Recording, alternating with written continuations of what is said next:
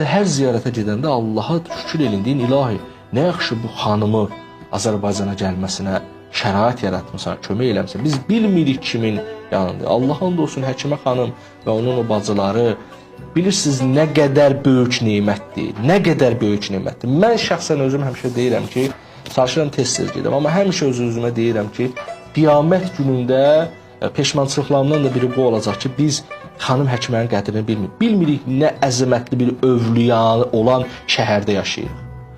Yəni, bir insanın şəhərində imamın qızı var. İmamzadə deyil, imam nəslindən olan deyil bu.